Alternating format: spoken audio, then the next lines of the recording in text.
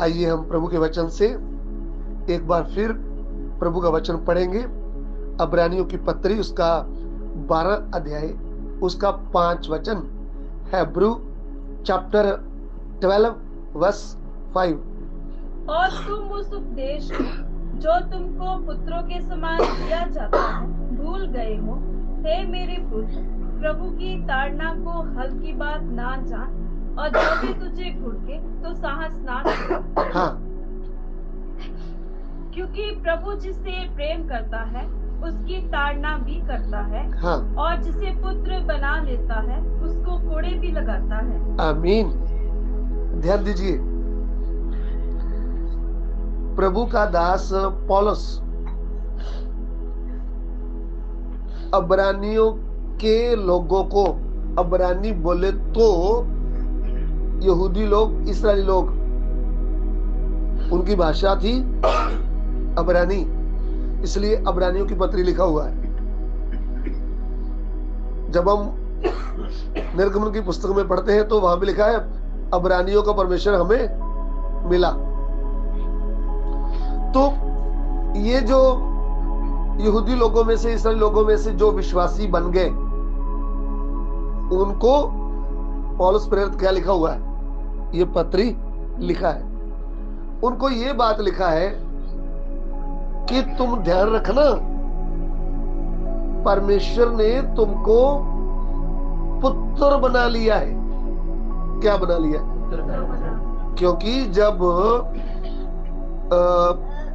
इस्राएली लोग गुलामी में थे तो मूसा उनको निकालने के लिए जब गया तो परमेश्वर मूसा को मालूम क्या कहा? फिरौन राजा को जाकर बोल, मेरा पहलौठा यानी पहला बेटा, उसको क्या कर, उसको छोड़ दे। तो ऐसा इस्राएल को परमेश्वर पुत्र की तरह क्या देता है? उसको स्थान देता है। लेकिन जब ये लोग विश्वासी बन गए तब पौलुस एक बड़ी बात लिखता है कि ध्यान रखना, परमेश्वर जिसको पुत्र बनाता है उसको कोटड़े भी लगाता है, जिसको प्रेम करता है उसको ताड़ना भी देता है। तो कितने लोग हैं जो यही अभी तक जानते हैं कि परमेश्वर प्रेम करता है, उसका प्रेम कितना गहरा है, उसने हम पापियों के लिए क्रूस पर प्राण दे दिया है। 100 में से 80 लोग किसको जानते हैं? परमेश्वर के प्रेम को। लेकिन उसी समय हम उसकी दूसरी साइड देखेंगे तो परमेश्वर ताड़ना करने वाला है। तो जिनको इन्होंने ताड़ना की उन्होंने लिखकर रख दिया है प्रभु के वचन में कि परमेश्वर ने मुझे ताड़ना दी। अभी हम देखेंगे रूथ की पुस्तक उसका 1 अध्याय उसका 20 वचन पढ़ेंगे। 19 और 20 पढ़िएगा तो अच्छा है। रूथ 1 का 19-20। अंत में दोनों चल निकली और बैतलहम पहुंची। उनके बैतलहम में पहुंचने पर सारे नगर में उनके कारण हलचल मच गई और स्त्रियां कहने लगी, क्या यह नौमी है? उसने उनसे कहा, मुझे नौमी ना कहो, हाँ। मुझे मारा कहो, क्योंकि सर्वशक्तिमान ने मुझको बड़ा दुख दिया है। आमीन। ध्यान दीजिए, नाम है नौमी।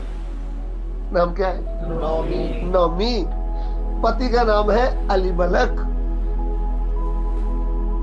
बेटे का नाम है कहलोन और महलोन, 2 बेटे बैतलहम में रहते थे। बैतलहम में काल पड़ गया। इनको क्या करना चाहिए था? जब बैतलहम में काल पड़ा है तो उधर में रहकर प्रभु से प्रार्थना करते हुए प्रभु से पूछना चाहिए था, प्रभु यह अकाल क्यों पड़ा है और कितने दिन अकाल रहेगा? क्योंकि अकाल क्यों पड़ा है, वह विस्तार वर्ण में लिखकर दे दिया कि जब तुम मेरे वचनों को आदर नहीं दोगे, मन लगाकर नहीं मानोगे, तो मैं बारिश क्या कर दूंगा, मैं बंद कर दूंगा, तो आपकी खेती में पानी नहीं आएगा, फिर आपका खाने वाली वस्तु होगी ही नहीं, फिर क्या पड़ जाएगा, अकाल। ऐसा प्रभु ने बोल कर रखा था।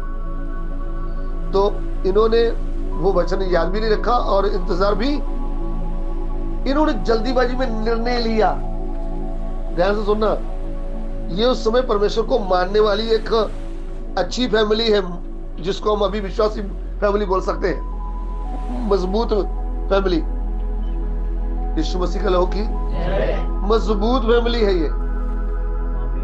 लेकिन क्या नहीं किया, प्रभु के आगे प्रार्थना नहीं किया, काल क्यों बढ़ा है और काल में कितने दिन अकाल रहेगा वो भी इंतजार, क्योंकि वचन कहता है कि परमेश्वर अपने लोगों को काल में भी खिला सकता है, खिला सकता है और खिलाता भी है। एलिया को काल के दिनों में क्या कर दिया, खिलाया है। तो परमेश्वर खिलाने की क्या रखता है, शक्ति। फिर भी इन्होंने उस रास्ते में नहीं गए, इन्होंने अपने जीवन में एक नया रास्ता का मार्ग नया निकाला। इन्होंने ऐसा सोच लिया कि हम बैतलहम में नहीं रहेंगे, हम जल्दी किधर जाएंगे, मुआब देश में जाएंगे। मुआब देश हरा भरा है, उसमें बहुत अच्छा खाना भोजन मिलता है और पैसा भी मिलता है। उसका दूसरी साइड समझेंगे तो आज भी विश्वासी लोग संगति की परवाह नहीं करते।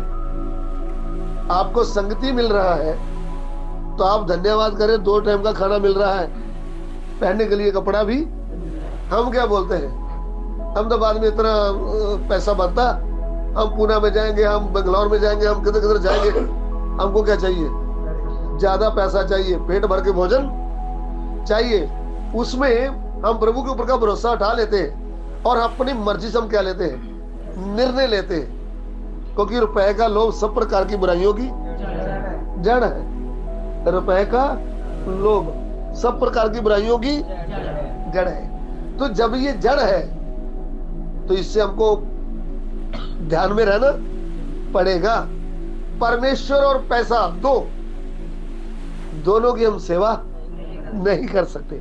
पैसे को प्रभु से बढ़कर प्रेम करेंगे तो प्रभु नाराज हो जाएगा, प्रभु से बढ़कर पैसे को प्रेम करेंगे तो पैसा है ना, फिर या तो पैसे की पूजा करें या फिर प्रभु की स्तुति करें। दोनों को हम प्रसन्न, तो उससे अच्छी बात है हम जो हमारा मालिक है उसको ही मालिक रखें, पैसों को अपना मालिक। क्योंकि पैसे का लालच आएगा तो उसमें से आपकी जुबान से क्या निकल जाएगा, झूठ भी निकल जाएगा।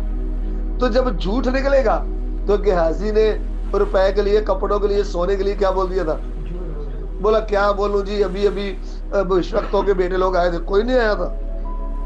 इसके मन में इच्छा थी कि मुझे क्या मिले, मुझे पैसा, तो नाम किसका ले दिया, मैं अपने लिए थोड़ी मांग रहा हूं, किसी के लिए मांग रहा हूं। तो क्या बोल दिया। फिर अलीशा ने पूछा कहां से आता है गेहाजी, इधर उधर घूम के आता हूं, आना कहां से, फिर भी क्या बोल दिया था। तो झूठ ने गेहाजी का आदमी का जीवन क्या कर दिया था, खराब कर दिया था। पैसे का लालच आएगा तो हम क्या बोल देंगे, झूठ बोलेंगे। ध्यान से सुनते रहना। अभी हम बात कर रहे हैं नॉमी की फैमिली की, है ना, फैमिली। इन्होंने बैग तैयार किए, बस घर भी कैसे किसी को दे करके किधर चले गए, वो आप में चले गए। ना ही तो इनका काम अच्छा हुआ, ना ही इनका बिजनेस बढ़ा, क्योंकि वह जो निर्णय था परमेश्वर के विरुद्ध था, परमेश्वर की आत्मा के विरुद्ध था। तो उधर जाकर इनका पति मर जाता है, पति मर गया। फिर इन्होंने सोचा अभी मैं अकेली हूं, मैं जीते जी लड़के की शादी कर लेती हूँ। तो इन्होंने 2 शादियां किया, कहलौन और महलौन की, वो भी वचन के विरोध में। जब मनुष्य एक निर्णय गलत ले लेता है ना, फिर उसकी बुद्धि खराब, फिर दूसरा निर्णय भी क्या ले लेगा, जल्दीबाजी में गलत ही लेगा। जबकि इसराइल लोगों को विस्तार वर्ण में लिखकर दिया है 7 अध्याय का 2 वचन में कि तुमने अन्यजाति लोगों के साथ रिश्ता नहीं करना, ना ही उसको बेटी देनी, ना ही उसकी लेनी है, मूर्ति पूजा वालों की। इन्होंने मोआब से क्या कर ली? 2 बहुएं ले ली, एक थी रूथ, दूसरी थी अर्पा। तो कुछ दिन बीत गए, दोनों बेटे भी मर गए। ध्यान से सुनना, ये कहती है मुझे नौमी नहीं बोलना। लोग झूम उठे खुशी से, बोले नौमी वापस आ गई, नौमी वापस आ गई। बोले नौमी मुझे नहीं बोलना। नौमी में तब थी जब मैं प्रभु की आशीष से भरी हुई थी। अभी प्रभु की आशीष मुझसे जाती रही, अभी मैं बेकार हूं, मुझे मारा बोलो। क्या लिखा है? मुझे नौमी मत बोलो, मैं बोल रही नहीं। अभी इसका मन टूटा हुआ देखते हैं। क्यों मन टूटा है? इसको प्रभु ने ताड़ना दिया है। जिसको प्रेम करता है उसको, देखो ना, नौमी को सीधा करने के लिए मैं बोलूंगा तो नौमी के जीवन में काम करने के लिए पति को मार डाला, जो दोनों बेटों को भी, तो भी इन्होंने विश्वास छोड़ा। इतनी मुसीबत आई तो भी क्या नहीं छोड़ा।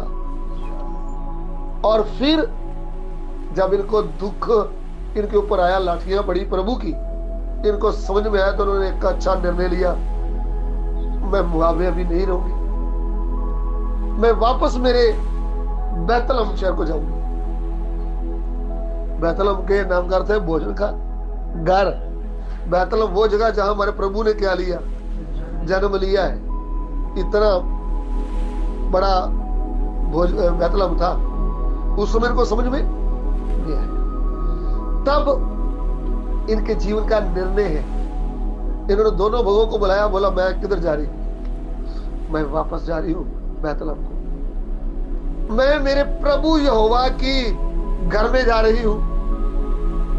मैं आपसे विनती करती हूं, आप जवान, दोनों जवान हैं, आप अपने मैके में अपने पिताजी के घर में जाएं, जाकर क्या कर ले? दोबारा शादी कर ले। आप जवान हैं, क्योंकि मेरे पास कुछ बचा नहीं मैं आपको इधर रखूं, जा सकते हैं। तो जब बड़ी को ऐसा बोला तो बड़ी ने इसको चूमा, थोड़ा रोई और किधर चलेगी? अपने मैके चली। फिर दूसरी को बोला बेटी आप भी जाओ। उसने सिर से लेकर पांव तक इसको देखा और इसका जीवन भी देखा। इतना दुख इसके ऊपर आया है, इतना ताड़ना हुआ है, तो भी ये यहोवा परमेश्वर की तारीफ ही कर रही है, उसके विरुद्ध बलवा। ये भी हमारे जीवन में एक बड़ी बात होना चाहिए। वचन कहता है ना तो अय्यूब ने प्रभु के खिलाफ विरुद्ध कुछ बोला और ना ही उनके ऊपर ये दोष लगाया कि उनको समझ नहीं है। इतनी ताड़ना उसके ऊपर भी आई, दुख उठाने के बाद भी परमेश्वर के ऊपर कोई आरोप लगाया? ऐसा ही किसने किया? तो इधर अगर बोलती है मुझे दुख दिया है, लेकिन उधर इन्होंने गवाही किसकी देती है? यहोवा परमेश्वर की। वो गवाही रूथ के दिल में लगी। वो हैरान रहेगी कि मेरी सास मां इतनी बड़ी मुसीबत आते समय भी किसकी तारीफ कर रही है? यहोवा परमेश्वर की। और मैं अभी इनके साथ जाऊंगी और मुझे भी यहोवा परमेश्वर देखना है कितना शक्तिशाली, और मैं भी उनके ऊपर भरोसा करके जाऊंगी और मैं इस हालत में इसको छोड़। आमीन। जब हम पर कष्ट आता है, जब हम पर संकट आता है, तो उसके बीच में प्रभु रास्ता भी खोल देता है। रूथ का जो सिस्टम है मोआब का, वह 10 पीढ़ियां प्रभु के घर में आ नहीं सकते, लेकिन रूथ ने जो निर्णय उधर लिया, अपनी सास मां के साथ बिन वेखे यहोवा परमेश्वर के ऊपर क्या किया? विश्वास किया और अपना माता पिता छोड़कर, अपना देश छोड़कर, अपने देवताओं को छोड़कर, दूसरी शादी छोड़कर, सब कुछ त्याग कर अपनी सास के साथ बैतलहम आने के लिए क्या होगी? तैयार। तो जब वो तैयार होगी तब किधर वापस आई? बैतलहम। तब नौमी क्या बोलती? लोगों ने बोला नौमी वापस आ गई, नौमी वापस आ गई। वो क्या बोलती? मुझे नौमी बोलने से पहले मुझे मारा बोलो, क्योंकि मैं भरे हाथ गई थी, अभी कैसे आई खाली, कुछ नहीं रहा मेरे पास, पति गया, बच्चे भी गए। जिसको प्रेम करता है उसको ताड़ना भी। सो नौमी की क्या हुई? ताड़ना, और ताड़ना तो हुई नौमी के द्वारा, रूथ के द्वारा नौमी को दोबारा इसराइल के बीच में प्रवेश करने का क्या मिला? मौका। और रूथ को भी जैसे जंगली जैतून से काटकर असली जैतून में छांटा गया, ऐसा अन्य जाति रूथ को भी इसराइल में प्रवेश करने का क्या मिला? बिन देखे विश्वास करके यहोवा परमेश्वर के ऊपर भरोसा करने का मौका। और रूथ के लिए भी प्रभु ने ऐसा रास्ता खोला। रूथ हमारे दाऊद राजा की दादी बन गई, परदादी बन गई। तो फिर उसके आगे पीढ़ी में प्रभु यीशु का जन्म हो गया। ध्यान दिए प्रभु की योजना। हमारे लिए प्रभु की क्या योजना रहती है? हमारा नुकसान शरीर के तौर पर होता है, लेकिन आत्मिक तौर पर प्रभु उधर खड़ा कर देता है। अगर नौमी को इतनी चोट नहीं लगती तो नौमी कभी भी टूटती नहीं और प्रभु के योग बर्तन बनती नहीं। जो हमें ताड़ना होती है हमको नाश करने के लिए नहीं, हमको बनाने के लिए होती है। ऐसा ही अय्यूब के ऊपर भी क्या हुई? ताड़ना। अय्यूब 5:17 पढ़िएगा। अय्यूब 5:17।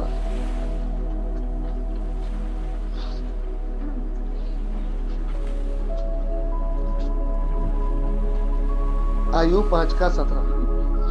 देख क्या ही धन्य है वह मनुष्य, क्या धन्य है वह मनुष्य जिसको परमेश्वर ताड़ना देता है। वो मनुष्य भी धन है, वो बहन भाई भी धन है जिसको परमेश्वर क्या देता है? ताड़ना देता है। इसलिए तू सर्वशक्तिमान की ताड़ना को तुच्छ मत जान। तू सर्वशक्तिमान परमेश्वर की ताड़ना को तुच्छ मत जान जी, क्योंकि वही घायल करता, वही घायल करता और वही पट्टी भी बांधता है। आमीन। घायल तो करता है, फिर पट्टी भी बांधता है। हाँ। वही मारता है, वही मारता है, और वही अपने हाथों से चंगा भी करता है। वही अपने हाथों से चंगा भी है। अय्यूब को भी ताड़ना दिया किसने? परमेश्वर ने। ऐसी बड़ी ताड़ना दिया, सब कुछ क्या कर दिया था? नेक्स्ट पशु पंछी सब, उसके साथ साथ 7 बेटे 3 बेटियां भी सब, फिर 2 गुना कर दिया। ताड़ना देने के बाद जब अय्यूब को ताड़ना दिया, पुत्र के जैसे उसके स्वभाव को अपने स्वभाव में बदला, तब 2 गुना क्या दिया? आशीष। तो हम जितनों ने प्रभु यीशु को ग्रहण किया उनको परमेश्वर का पुत्र होने का क्या मिला?